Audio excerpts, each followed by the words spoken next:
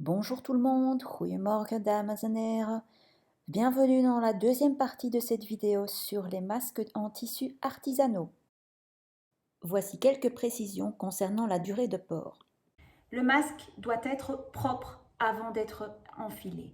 Très important, il faut le laver à haute température tous les jours, après les 4 heures de port maximum que ce type de masque peut supporter. Vous allez vous rendre compte très rapidement, après 4 heures, le masque sera relativement humide et vous sentirez un réel bienfait d'en changer et d'en mettre un autre.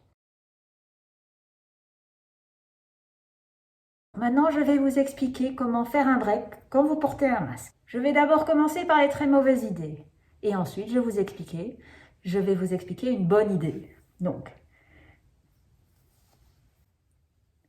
très mauvaise idée numéro 1. Je dirais même très mauvaise idée.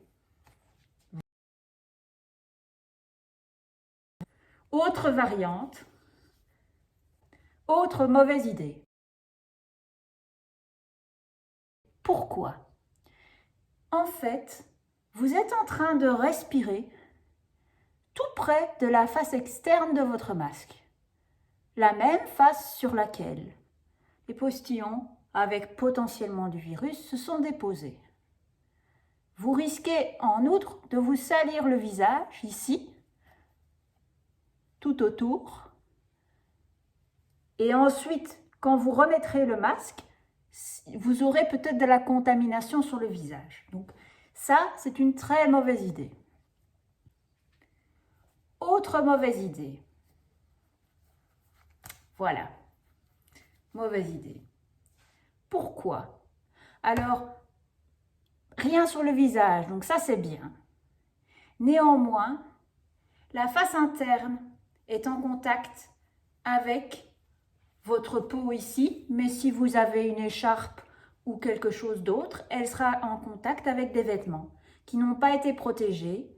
Donc si jamais un pathogène s'est déposé sur vos vêtements, il va se déposer ensuite sur la face interne de votre masque et vous serez sûr et certain de bien le respirer quand vous remettrez votre masque. Donc, mauvaise idée.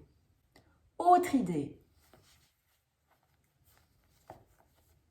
Voilà. Une autre idée. Mauvaise idée. Pourquoi?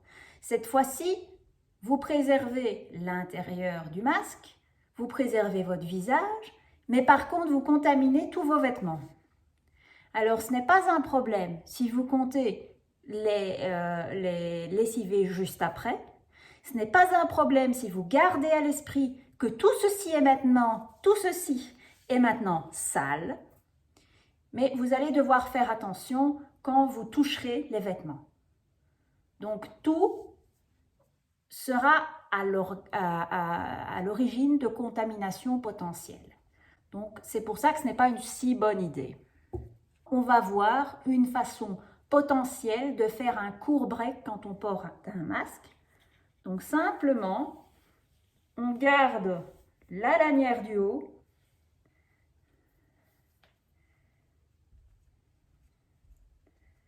et on dénoue la lanière du bas. Vous voyez que j'ai la place pour respirer sans problème.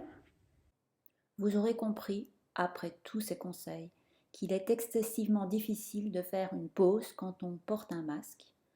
Mieux vaut donc ne pas y toucher et le laisser en place. Le port du masque est censé nous empêcher de nous toucher le visage. Donc, à chaque fois qu'on l'ajuste ou qu'on l'enlève, on met en péril son efficacité.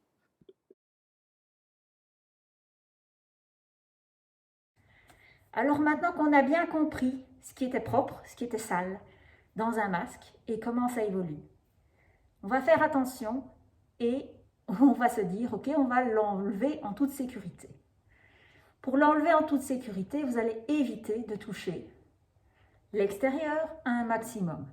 De toute façon, il faut vous dire qu'à la fin, vous devrez quand même vous laver les mains.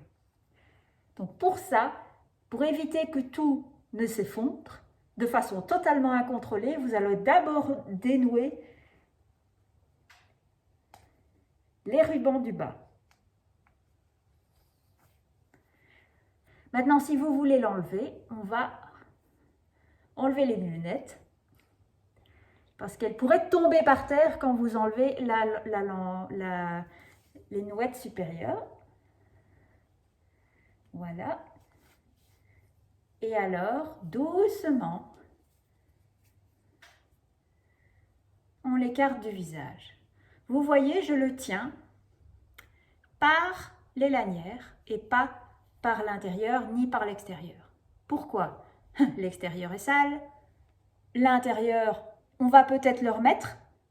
Si vous désirez le remettre, l'intérieur doit rester propre. Comment allons-nous procéder? Il faut faire attention à ce moment-là. Moi, personnellement, je le plie de façon à ce que l'extérieur, ici, soit vers l'extérieur et l'intérieur est protégé. À ce moment-là, vous vous contaminez les mains, très certainement. Il faut savoir que les lanières sont aussi dans une moindre mesure contaminées, dans une moindre mesure parce que l'air n'est pas pompé à travers les lanières. Mais voilà, donc moi personnellement je stocke ceci tel quel dans une petite poche ou dans une petite enveloppe que je détruis par la suite parce que l'enveloppe sera totalement contaminée. Il est important de ne pas stocker tel quel le masque près d'une bouche d'aération ou en contact avec quelque chose de sensible. Dernier détail qui n'en est pas un, ce masque a été porté, il est donc sale. Il faut veiller à éviter de le secouer dans tous les sens, notamment quand vous allez enlever le masque, la partie filtrante. Ceci va devoir aller directement dans une poubelle fermée. Ce masque va être lavé à haute température. Si vous avez un séchoir, n'hésitez pas à le passer au séchoir.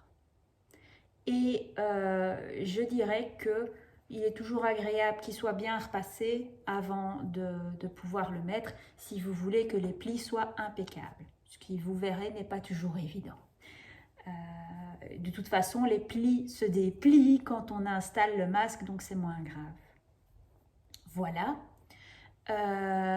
Vous pouvez mélanger les vêtements ou les masques contaminés par le coronavirus ou par d'autres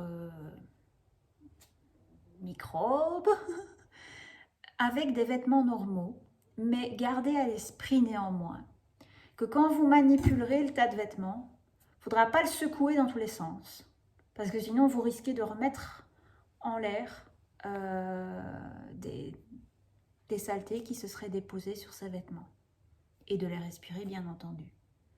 Quand vous faites sécher votre masque en dehors d'un séchoir, vous pouvez, il n'y a pas de problème, mais vous devrez alors le faire sécher dans un endroit propre, loin de la zone de décontamination. Donc si vous avez une zone de décontamination dans votre maison, ne le faites pas sécher dans cette zone de décontamination. Et si vous faites sécher votre linge en extérieur et que votre fil est à moins de 2 mètres de la rue, vous risquez d'avoir votre masque contaminé par le jogger qui passe. Donc toujours faire attention à la contamination avant de mettre le masque. Une fois que vous aurez retiré votre masque, je vous conseille très fortement d'aller vous laver les mains pendant au moins 20 secondes et les avant-bras, de façon à avoir vraiment les mains propres. Ensuite, je vous conseille de vous laver la figure ou de vous rafraîchir. Si vous êtes en déplacement, vous pouvez éventuellement prendre des petits cotons démaquillants avec une lotion tonique ou une lotion démaquillante. Je ne pense pas que ce soit méga efficace contre le coronavirus. Néanmoins, quand vous aurez porté un masque pendant 4 heures, vous sentirez de la moiteur à l'endroit où le masque a été porté et ça vous fera beaucoup de bien de vous rafraîchir un peu, éventuellement de remettre votre make-up, voilà, si vous êtes courageuse et que vous arrivez à quelque chose dans cette période difficile malgré le masque. J'espère que vous comprenez maintenant, après ces explications, pourquoi les scientifiques disent que le port du masque peut procurer un faux sentiment de sécurité et que, mal porté, il peut parfois faire pire que mieux. C'est pourquoi les autorités informent maintenant les citoyens sur le port du masque et sur les mesures de précaution qui en découlent. Au début, cela demande beaucoup d'attention. Ces petits gestes deviendront cependant des réflexes protecteurs, encore utiles bien après cette épidémie auprès des personnes sensibles. Se protéger ne devrait pas être perçu comme ridicule et encore moins quand il s'agit de protéger les autres.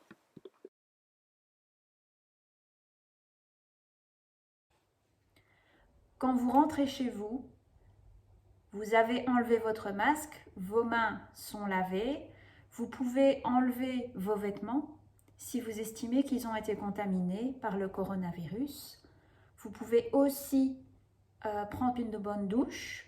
Il faut garder à l'esprit que les cheveux, c'est aussi quelque chose qui a tendance à ramasser pas mal de choses. Donc, soit vous pouvez mettre un petit chapeau, soit vous pouvez vous faire un bon shampoing. Personnellement, je trouve que c'est toujours bien agréable quand on rentre chez soi, après avoir été dans un environnement qui est stressant, de prendre une bonne douche, de bien se laver. On se sent enfin en confiance chez soi. Et je vais dire que c'est très bien, même psychologiquement parlant. Donc, tant que possible, je lessive les vêtements qui ont été en contact avec l'extérieur et je prends une bonne douche avec un bon shampoing.